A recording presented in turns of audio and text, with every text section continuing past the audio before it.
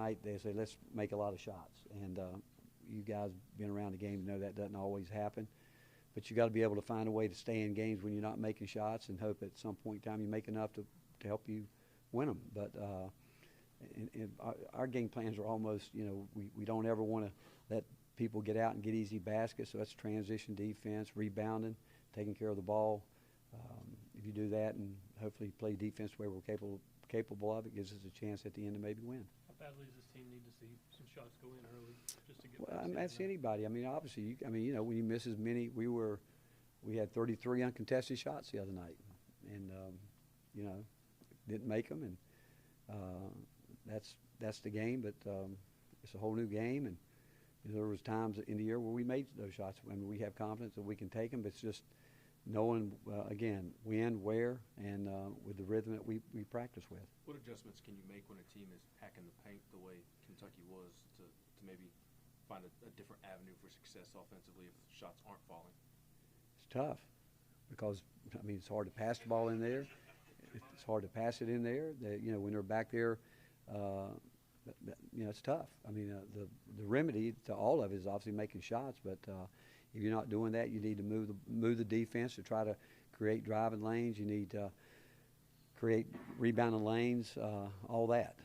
But it can be demoralizing. Which again, I thought at the end of the game, one possession, it took us 4 attempts to get one, but it's part of it. Teams go through it. We're not the only team that has gone through nights when they don't shoot the ball well, and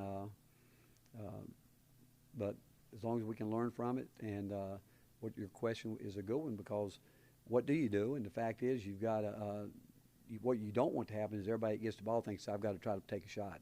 You'd like guys to touch the ball and get some movement and try to make the defense see something different, but you've got to move the defense. Is this team too reliant on three-pointers, or is it just a matter of taking better three-pointers? No, I don't. You guys have seen us play. We got. You look at numbers. We're pretty balanced with a lot of different things, but again, when you're not shooting, teams pack it in there. You want to throw it in there, knowing that possibly your post guys won't even have the room to operate there.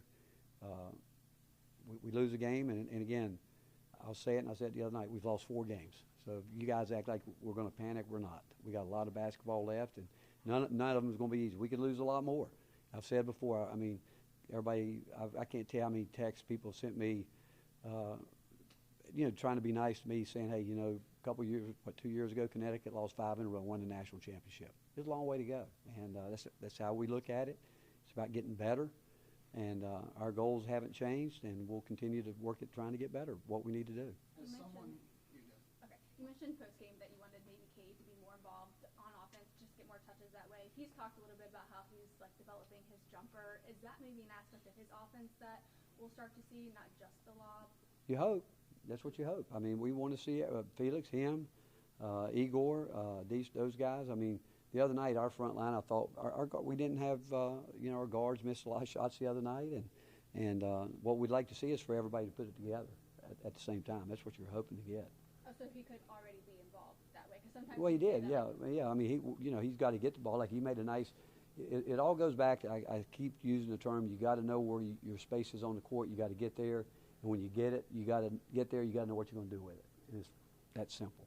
As someone who loves the teaching aspect, the improvement aspect of the game, are seasons like this, do you enjoy coming to work a little bit more? I know you don't want the losses, but as opposed to a year like last year where you have such a hot streak for so long, do you find you can find more improvement in times like these and more time to coach?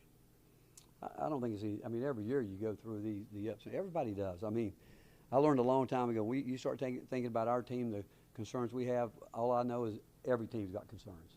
That I know. And so that's why we worry about ourselves, what we need to do. And I think I don't think in terms of last year, this year, my whole deal is today's here. That's all I got.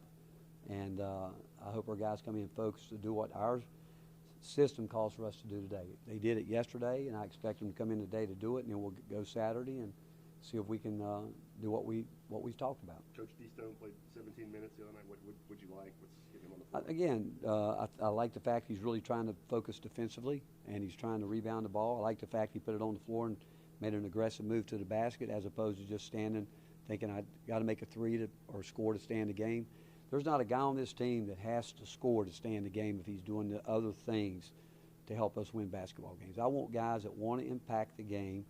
We want guys when impact the game when shots aren't going in. And we've been right there in all of our losses with the exception of one.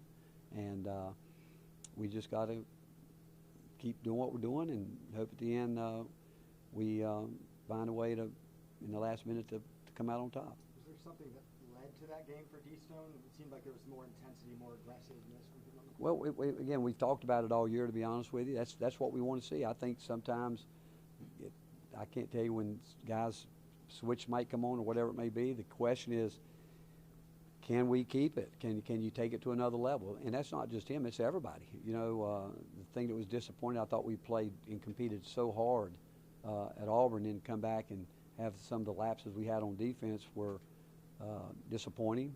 And those are the things that you ask the question why, and there's not the only answer you got is the focus leading up to it wasn't the same, even though you're, like I said, we've got a system we're going through today, but if you're not into it mentally, and if you're going through the motions mentally, which is hard to tell sometimes as a coach, you're not going to get good results.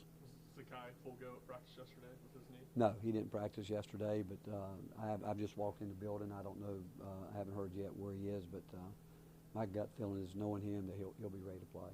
What can the guards do on the rebounding to help the posts out when you face a team like Florida that's one of the best offensive? Nothing changes every game. I'm telling you, they have a job to do to get to the areas on the court when the shot goes up. On offense, on defense, we expect everybody to block out and do their job. And if it means to go rebound out of your area, you've got to go rebound out of your area. Is that a concern with Sakai not practicing? Do what? Concern with Sakai not practicing? Is there a worry? No, there? not at all. Not one bit. What does Bishop need to do to see more minutes? Like he did the other night, played really hard. I thought he was a real bright spot. I thought he went in and his effort was what we needed, and if he'll continue to do that and take care of the ball, he'll get more minutes. How's the attitude of the team been since that loss? These guys are terrific. I've never seen this group with a bad attitude. Thanks, everyone. Thanks, Coach. Appreciate it. Thank you.